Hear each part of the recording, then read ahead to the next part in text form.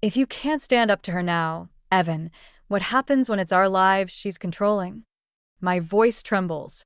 A mix of anger and desperation I can't quite hide. Evan's eyes dart between me and his mother, Marjorie, who stands in our living room like she owns the place. Her perfectly coiffed hair and designer outfit scream, "I'm better than you, and I hate how small it makes me feel." "Lydia, darling." Marjorie's saccharine voice grates on my nerves. "I'm only trying to help. The Andersons and the Wilsons are pillars of the community. Having them at the wedding would be a tremendous boost for Evan's career." I clench my fists, nails digging into my palms. This isn't about Evan's career. It's our wedding, not a networking event. Evan shifts uncomfortably. "Mom, we've already finalized the guest list. It's a bit late to make changes." Marjorie waves her hand dismissively. "Nonsense. I'll take care of everything. You two don't need to worry about a thing." "That's exactly what I'm worried about," I mutter. "My name is Lydia, and I'm about to lose control of my own wedding." Marjorie continues, oblivious to the tension. "Now, we'll need to move some people around. Perhaps we could seat your grandfather at the back? He won't mind, I'm sure." "Absolutely not," I snap. "Grandpa Frank is sitting at the head table with us." Marjorie's eyes narrow. "Lydia, dear, you need to think about the bigger picture. Your grandfather is quaint, but he doesn't quite fit the image we're trying to project." I feel something snap inside me. The image we're trying to project? This isn't a corporate event, Marjorie. It's our wedding day. Evan steps between us, hands raised. "Ladies, please. Can't we discuss this calmly?" I turn to him, disbelief etched on my face. "Calmly? Your mother just waltzed in here and demanded we change our entire guest list to suit her social climbing agenda. And you're asking me to be calm?" Marjorie's lips purse. "I'm only thinking of your future, Evan. The connections you make now could set you up for life." "At the cost of what?" I challenge. "Our happiness? Our ability to make our own decisions." Evan's gaze drops to the floor. "Lydia, maybe we should consider Dash." "Consider what?" I interrupt. "Letting your mother dictate every aspect of our lives? Where does it end, Evan?" Marjorie steps forward, her voice sickly sweet. "Lydia, I know this is overwhelming for you. Planning a wedding of this caliber is no small feat. Why don't you let me handle the details? You can focus on looking pretty for the photos." I feel the blood drain from my face. "Get out." "Excuse me?" Marjorie blinks, genuinely surprised. "Get out "Of my house." I enunciate each word carefully, my whole body shaking. Evan reaches for me. "Lydia, come on. Let's not dash." I jerk away from his touch. "No, Evan." "If you can't see what's happening here, then maybe you should leave too." Marjorie's shock morphs into a smug smile. Now. "Let's not be hasty. Evan, darling, why don't we give Lydia some time to calm down? We can discuss this later when she's thinking more rationally." As they gather their things to leave, a cold realization washes over me. This isn't just about the wedding. It's about my future, my autonomy, my very identity. If I don't take a stand now, I'll be fighting this battle for the rest of my life. The door closes behind them, and I'm left alone in the sudden silence. My mind races, plans already forming. If Marjorie wants a war, she's got one. And I know exactly where to start. I reach for my phone, scrolling to a familiar number. "Grandpa Frank? It's Lydia. We need to talk." I pace the living room, phone pressed to my ear, waiting for Grandpa Frank to pick up. Each ring feels like an eternity. "Hello, sweetheart." His warm voice finally comes through. "What's got you calling so late?" I take a deep breath. "Grandpa, I need your help. It's about the wedding." As I explain Marjorie's latest power play and my plan to counter it, Grandpa Frank listens patiently. When I finish, there's a moment of silence. "You're sure about this, Lydia?" he asks, his tone serious. "Removing family from the guest list is a big step." "I know," I reply, my voice cracking. "But I have to do something. If I don't stand up to her now, it'll never end." Grandpa Frank sighs. "I understand, honey. And I'm with you, whatever you decide. If you need me to step back, I will. His unwavering support brings tears to my eyes. Thank you, Grandpa. I promise I'll make this right. After hanging up, I sit at the dining table, the guest list spread out before me. With a heavy heart, I begin crossing off names. Grandpa Frank, Aunt Maggie, my cousins. Each stroke of the pen feels like a small betrayal, but I steel myself against the guilt. The front door opens and Evan walks in, looking exhausted. Lydia? What are you still doing up? I meet his gaze, chin raised. I'm revising the guest list. His eyes widen as he sees the crossed-out names. What? Why are you removing your family? Because your mother made it clear they don't fit her vision, I say, my voice steady. So, I'm giving her what she wants. Evan runs a hand through his hair. Lydia, come on. This isn't the answer. Then what is? I challenge. You saw how she acted earlier. She won't stop unless we make her see the consequences of her actions. He sits across from me, conflict clear on his face. I know my mom can be difficult, but she means well. I laugh bitterly. Means well? Evan, she's trying to control every aspect of our lives. And you're letting her. That's not fair, he protests. I'm caught in the middle here. No, you're not, I say, standing up. You're choosing to be in the middle. At some point, you have to decide who you're going to prioritize, your mother or your future wife. Evan reaches for my hand, but I pull away. Lydia, please. Let's talk about this. I shake my head. I'm done talking. It's time for action. I'm sending this revised list to the wedding planner in the morning. As I head to bed, leaving Evan at the table, my phone buzzes. It's a text from Colleen. Heard about the drama with Marjorie. Need backup. I smile, feeling a glimmer of hope. Maybe I'm not as alone in this as I thought. The next morning, I wake early, determined to set my plan in motion. I email the new guest list to our wedding planner before I can second-guess myself. As I'm making coffee, Evan emerges from the guest room, looking like he barely slept. Lydia, can we please talk about this? I pour 2 cups, sliding one towards him. There's nothing to talk about. The list has been sent. His face pales. You didn't. I did. I confirm. Ball's in your mother's court now. Evan's phone starts ringing. We both know who it is before he even looks at the screen. You should answer that, I say, grabbing my bag. I'm sure your mother has a lot to say.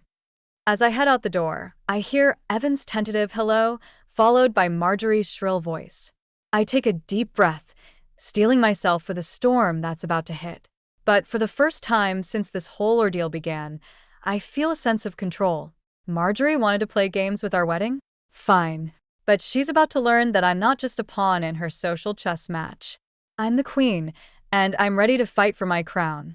I'm barely through the door of our favorite coffee shop when my phone explodes with notifications. Marjorie's discovered the revised guest list, and she's on the warpath. Lydia Harper.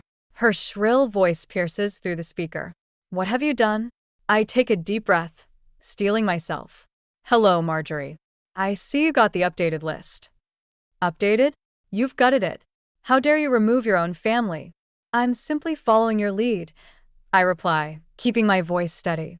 You made it clear my relatives weren't up to your standards. There's a moment of stunned silence before Marjorie erupts again.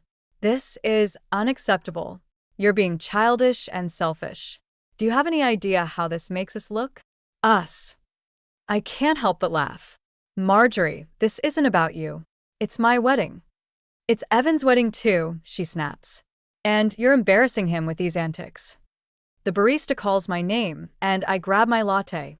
If Evan has a problem, he can talk to me himself. Goodbye, Marjorie. I hang up, my hands shaking slightly as I take a sip of coffee. It's not long before my phone buzzes again. This time it's Evan. Lydia, what's going on? He sounds stressed. My mom's losing it. I told you what I was going to do. I remind him. This shouldn't be a surprise. Evan sighs heavily. I know, but removing your whole family?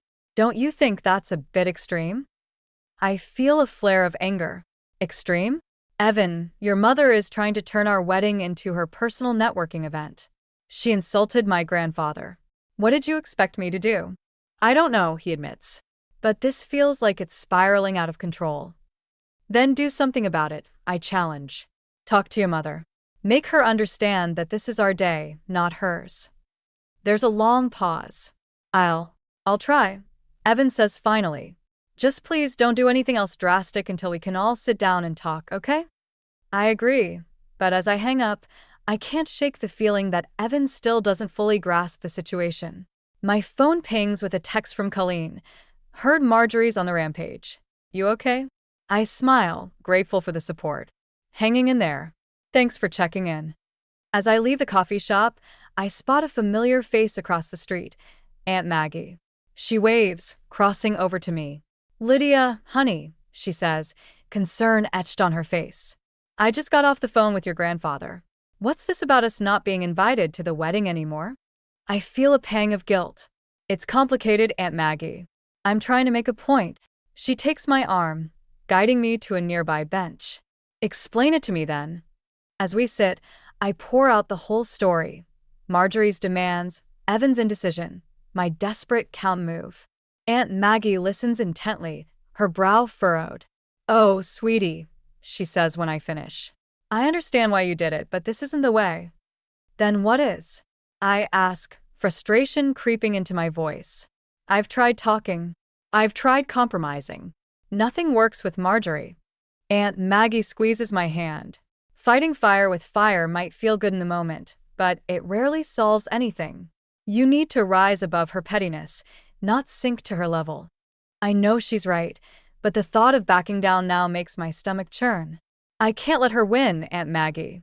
I just can't. This isn't about winning or losing, Lydia. It's about starting your marriage on the right foot. And right now, you're letting Marjorie dictate your actions just as much as she's trying to dictate your wedding. Her words hit me like a splash of cold water. Have I really become so focused on beating Marjorie that I've lost sight of what's truly important? As if on cue, my phone buzzes with another call from Evan. I look at Aunt Maggie, suddenly unsure.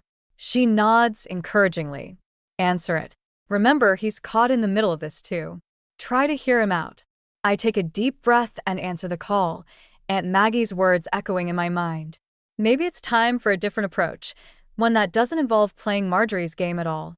I never thought I'd find myself hiding in a bathroom stall at my own engagement party, but here I am, trying to catch my breath and calm my racing heart. The muffled sounds of laughter and clinking glasses filter through the door, a stark contrast to the turmoil inside me. It had started as a lovely evening.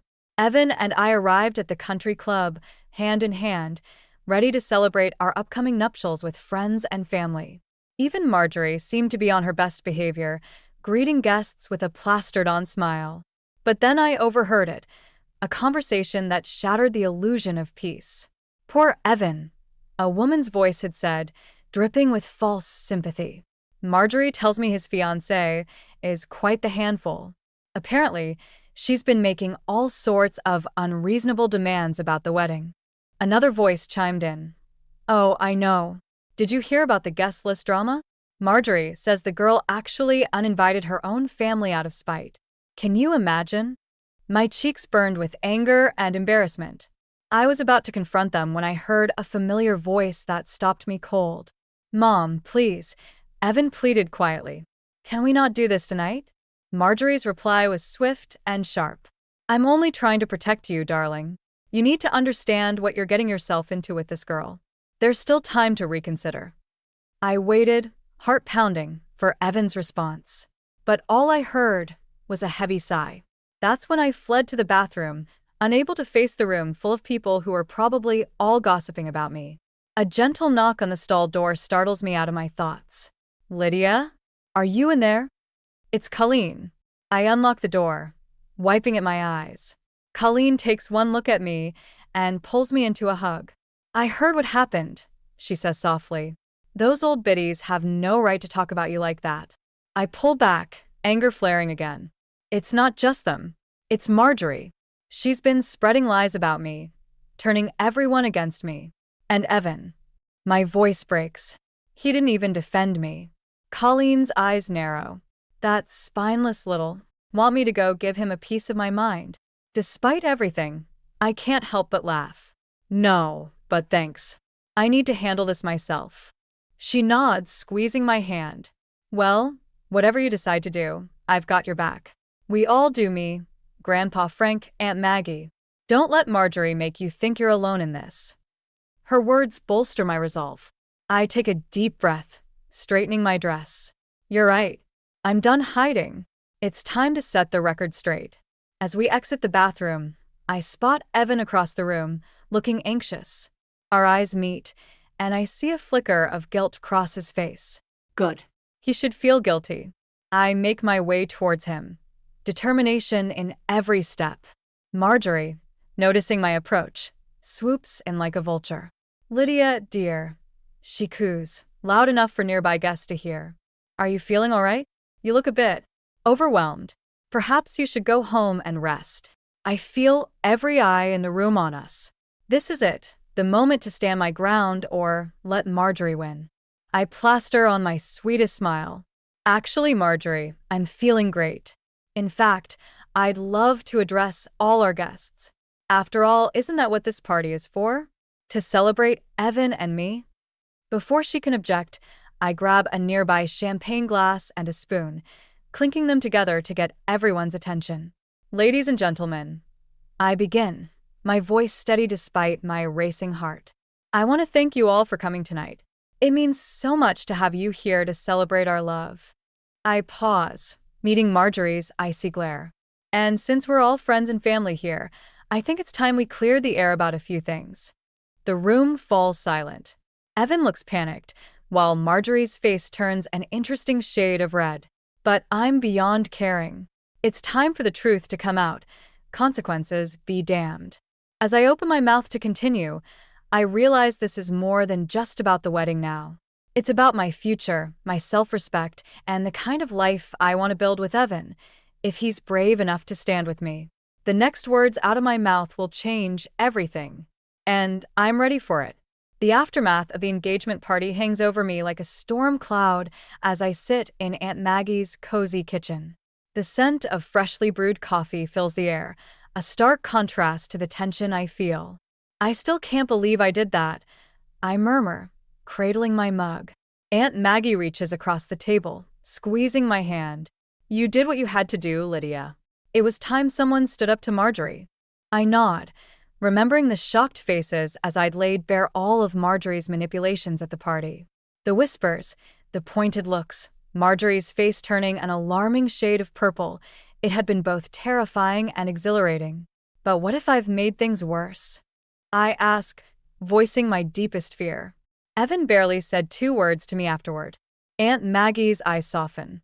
Give him time, honey. He's been under his mother's thumb for so long. It'll take a while for him to find his footing. As if on cue, my phone buzzes. It's a text from Evan. Can we talk? I'll be home in an hour. I show Aunt Maggie the message, my stomach churning. What if he wants to call off the wedding? Then that's his loss, she says firmly. But I don't think that's the case. I saw his face when you were speaking at the party. He looked proud. Her words give me a glimmer of hope. I finish my coffee and stand, feeling more resolved. Thanks, Aunt Maggie. I don't know what I'd do without you. As I'm leaving, she calls out, Remember, Lydia, you're not alone in this. We're all behind you. I drive home, my mind racing with possible scenarios for my conversation with Evan. When I arrive, I'm surprised to see Colleen's car in the driveway.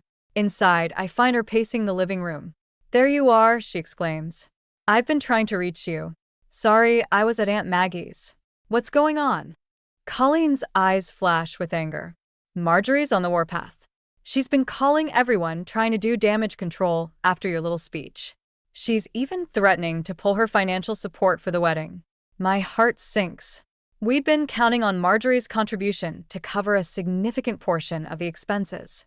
She can't do that, can she? Oh, she can, Colleen says grimly. But here's the thing. I've got an idea. She outlines her plan, and I feel a mix of excitement and trepidation. It's bold, potentially risky, but it might just work. You're sure about this? I ask. Colleen grins. Absolutely. It's time we fight fire with fire. Marjorie wants to play dirty? Let's show her we can play that game too. Just then, we hear the front door open. Evan walks in, looking tired but determined. He stops short when he sees Colleen. Oh, hi, he says awkwardly. I didn't realize you had company. Colleen gives me a pointed look. I was just leaving. You two have a lot to talk about. She squeezes my arm as she passes. Remember what I said. I've got your back. As the door closes behind her, Evan and I are left in a tense silence. He runs a hand through his hair, a nervous habit I've come to recognize. Lydia, about the party. He begins. I brace myself, ready for whatever comes next. But to my surprise, Evan's next words aren't what I expected at all. I'm sorry, he says, his voice thick with emotion. I'm sorry I didn't stand up for you sooner. I'm sorry I let my mother control everything. And I'm sorry I made you feel like you had to face this alone. Relief washes over me, followed quickly by a surge of love for this man who's finally finding his voice. Oh, Evan, I breathe, stepping closer to him. He takes my hands in his. I want you to know I'm with you. Whatever happens next, whatever my mother tries to do, I'm on your side. Our side. I feel tears prick my eyes. Even if she pulls her support for the wedding? Evan's jaw sets in determination. Even then, we'll figure it out together. As we embrace, I feel a shift in the air. The battle isn't over, far from it.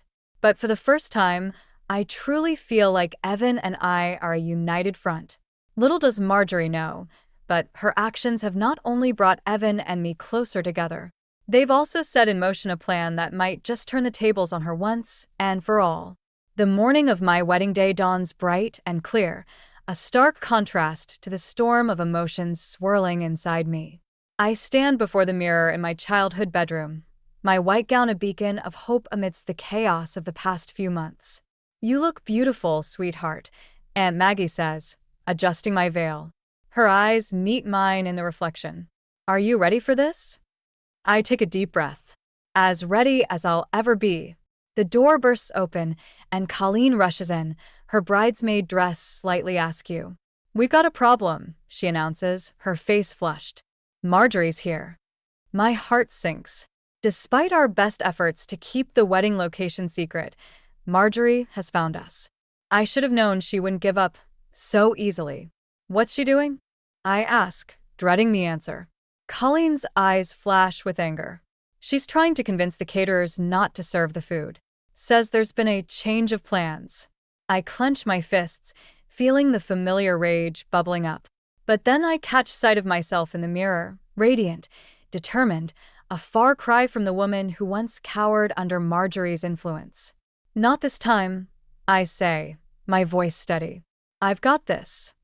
I sweep past Colleen and Aunt Maggie, my dress rustling as I make my way downstairs. I can hear Marjorie's shrill voice before I see her, berating the poor catering staff. I'm telling you, this wedding is canceled. You need to pack up and leave immediately. I round the corner, my presence silencing the room. Marjorie turns, her eyes widening as she takes in my appearance. Lydia, she says, recovering quickly. I see you're still going through with this farce. I smile, feeling a calm settle over me. The only farce here, Marjorie, is your attempt to ruin our day. She steps closer, her voice low and menacing. You've turned my son against me. You've humiliated me in front of my friends. Did you really think I'd let you get away with that? No, I reply, matching her tone. I expected you to fight dirty. That's why I came prepared. On cue, the front door opens, and a stream of guests begins to file in. But these aren't just any guests. They're Marjorie's high society friends, the very people she's been so desperate to impress. Marjorie's face pales as she recognizes them. What? How? I lean in, savoring the moment. You're not the only one who can play this game, Marjorie. While you were busy trying to sabotage us, we were making some calls of our own. Turns out, a lot of your friends are tired of your manipulations too. As if to prove my point, one of Marjorie's closest friends approaches us. Marjorie, dear, she says, her voice dripping with false sweetness. What a surprise to see you here. I thought you said you wouldn't be attending. Marjorie sputters, caught in her own web of lies. More of her friends gather around, their whispers growing louder, their disapproving glances more pointed. I turn to the caterers. Please continue with your preparations. The wedding is most definitely on. As they scurry away, relieved, I face Marjorie once more. You have two choices, I tell her. You can leave now and salvage what's left of your reputation, or you can stay and watch your son marry the woman he loves. Either way, your days of controlling this family are over. For a moment, I think she might lash out, but then her shoulders slump, the fight draining out of her. Without a word, she turns and walks away, her friends parting to let her pass. As the door closes behind her, I feel a hand on my shoulder. It's Evan, looking dashing in his tuxedo, his eyes shining with pride and love. That was incredible, he says, pulling me close. I'm sorry I ever doubted you. I lean into his embrace, feeling the last of my tension melt away. We did it together. I remind him. That's what matters. As we turn to greet our guests, I catch sight of Grandpa Frank, giving me a thumbs up from across the room. Aunt Maggie and Colleen are beaming, and even Marjorie's friends seem genuinely happy to be here. In this moment, surrounded by love and support, I realize that we've won more than just a battle against Marjorie. We've set the foundation for our future, one built on mutual respect, unwavering support, and the strength to stand up for what's right. As Evan and I make our way to the altar, I know that whatever challenges lie ahead, we'll face them together. And that's a victory worth celebrating. The reception is in full swing, laughter and music filling the air, but there's an undercurrent of tension that I can't shake. Evan and I exchange glances across the room, both knowing what we have to do. It's time for the final confrontation with Marjorie. We find her sitting alone at a corner table, nursing a glass of champagne. Her usual poise is gone, replaced by a defeated slump of her shoulders. As we approach, she looks up, her eyes red-rimmed. "Come to gloat?" she asks bitterly. I take a deep breath, reminding myself of all we've been through. "No, Marjorie. We've come to talk." Evan pulls out a chair for me before sitting down himself. "Mom, this has to stop," he says, his voice firm but kind. "We can't go on like this." Marjorie's lip curls. "Like what? With you two ganging up on me, turning everyone against me?" "That's not what this is about," I interject. "It's about boundaries, respect, and family." "Family?" Marjorie scoffs. "You've done nothing but tear this family apart since you arrived, Lydia." I feel my temper flare, but Evan squeezes my hand under the table, grounding me. "Mom," he says, "Lydia is my family now, my wife. And if you want to be part of our lives, things need to change." Marjorie's eyes widen, a flicker of fear crossing her face. "What are you saying?" "We're saying," I continue, "that we want you in our lives, but not like this. Not with the manipulation, the control, the constant criticism." "We love you, Mom," Evan adds, his voice thick with emotion. "But we can't let you dictate our lives anymore." Marjorie's facade cracks, tears welling in her eyes. I only wanted what was best for you, Evan. For both of you." "We know," I say softly. "But you have to trust us to make our own decisions, our own mistakes. That's how we grow." "And if I can't," Marjorie whispers, vulnerability etched on her face. Evan takes a deep breath. "Then we'll have to limit our contact. Set firm boundaries. It's not what we want, but we'll do it if we have to." The weight of his words hangs in the air. Marjorie looks between us, realization dawning in her eyes. For the first time, I see her not as the formidable adversary she's been, but as a woman afraid of losing her place in her son's life. I don't know how to be any different," she admits, her voice barely audible. I reach across the table, taking her hand. "You can learn. We can help you.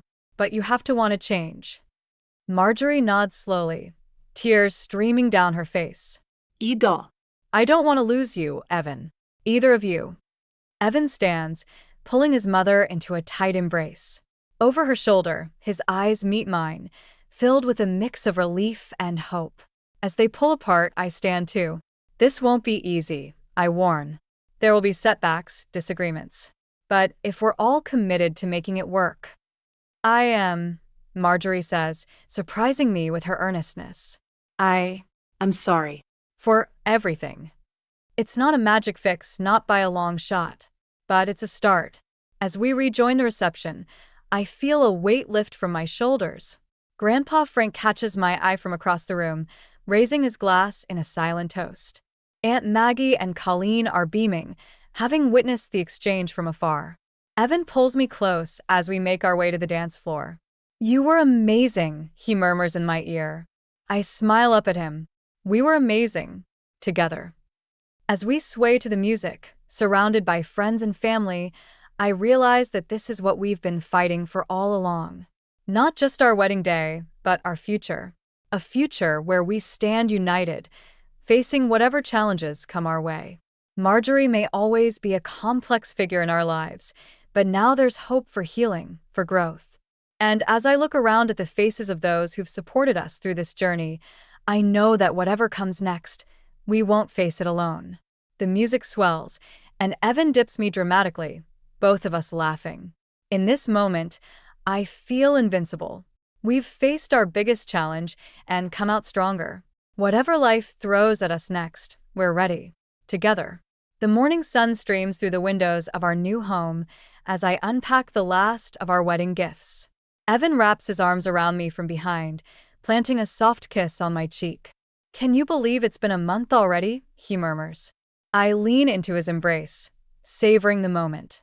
Sometimes it feels like yesterday, other times it feels like a lifetime ago. We've settled into a comfortable routine in our new place, a modest but charming house that's all ours.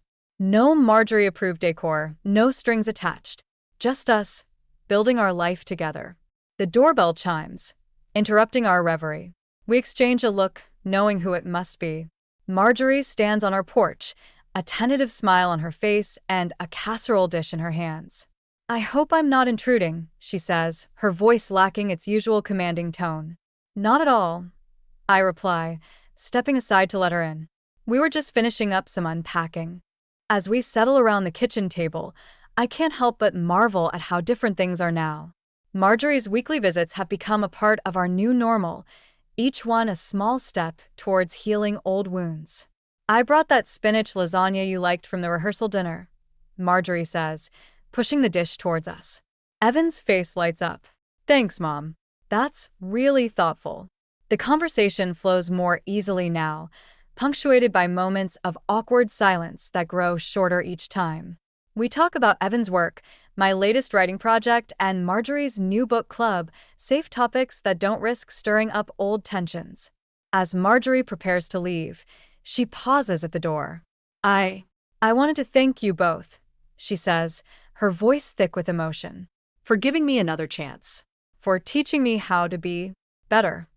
I feel tears prick my eyes as I reach out to squeeze her hand. We're family, I say simply. It's what we do. After she's gone, Evan and I curl up on the couch, processing the visit. She's really trying. Evan muses, a note of wonder in his voice. I nod, thinking of how far we've all come. It's not perfect, but it's progress. Later that evening, as we're getting ready for bed, my phone buzzes with a text from Colleen. How'd it go with the dragon lady today? I chuckle, showing Evan the message. Should I tell her to ease up on the nickname? Evan grins. Nah, let her have this one. Mom's still got a ways to go to make up for everything. As I type out a reply, I'm struck by a wave of gratitude for the support system that got us through the toughest times. Colleen's unwavering loyalty, Aunt Maggie's wisdom, Grandpa Frank's quiet strength, they all played a part in shaping our happy ending. I set my phone aside and turn to Evan. You know, despite everything, I wouldn't change a thing about how we got here. He raises an eyebrow. Really? Not even the great guest list debacle? I laugh, shaking my head. Okay, maybe I'd tweak a few details. But all of it, the fights, the tears, the victories, it made us stronger. It showed us what we're capable of when we stand together. Evan pulls me close, his voice soft but sure. We can handle anything life throws at us, as long as we're a team. As we drift off to sleep, I think about the journey that brought us here. From the moment Marjorie tried to hijack our wedding to this peaceful night in our own home, we've faced challenges that could have torn us apart. Instead, they forged us into something unbreakable. I realize now that our wedding was more than just a ceremony. It was a crucible, testing the strength of our love and our conviction. We emerged not just as husband and wife, but as partners, equals, ready to face whatever comes next. The road ahead won't always be smooth. There will be disagreements, compromises, and yes, probably a few more clashes with Marjorie. But we've laid a foundation of mutual respect and unwavering support. We've learned to set boundaries, to communicate openly, and to cherish the love that brought us together in the first place. As I feel sleep pulling me under, I smile to myself. Whatever challenges tomorrow brings, I know we'll face them the same way we've faced everything else, together, stronger than ever, ready to write the next chapter of our story.